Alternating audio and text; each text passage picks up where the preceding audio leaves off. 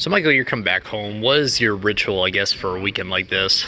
Any rituals at all? Like, No big rituals. Early in the season, it's a little different than it is late in the season.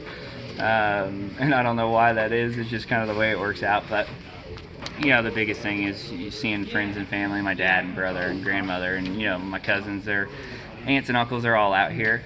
Most of them come to the track, so it makes it a little bit easier for me.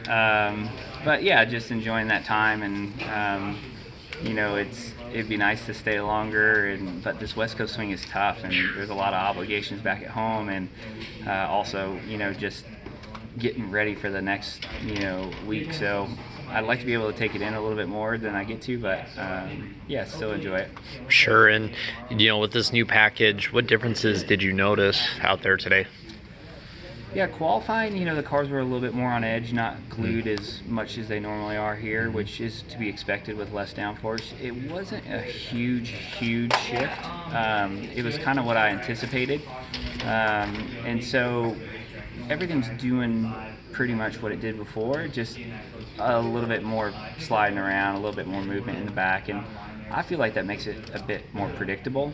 When the cars are so glued to the track, when you have one of those big moments, it's a big moment. Where here, it feels like you're making those tiny corrections, throughout the whole lap. So, so far so good. We'll see how it goes. Yeah, does it kind of feel like the old car with the similar package, or how's it? No, I don't think anything feels like the old car with this thing. It's just so different.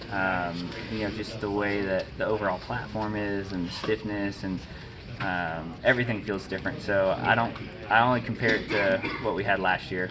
Yeah, and obviously you ran a really fast lap out there. What do you guys think you hit on? We'll have to go back and look at it. I felt like unloading in practice yesterday, we were, the balance was pretty close. We were just a little bit off speed-wise. And some of that was just getting out late and not being on a green track and all that. But I felt pretty good about what we had, even though the scoreboard didn't look like it. And it's hard to convince yourself that. Like we were talking about it last night. I said, if you didn't show me timing and scoring, I'd have told you we were pretty good, And I think today kind of backs that up, that we were pretty good. Just maybe didn't get the best lap in practice yesterday. And you've done well on road courses, and you've dabbled in open wheel racing. How exciting is it to have some of these F1 guys and open wheel guys, sports car guys coming over? Crazy, yeah, it's cool. I mean, Kimi and Jenson were always a class ahead of me in regards to like go-karting. So like when I was a junior, they were already moving into the seniors, and those were the guys I looked up to and watched. And so it's fun to watch their career, and then now have them a part of NASCAR. It's pretty special to have a couple of world champions, coming to our races.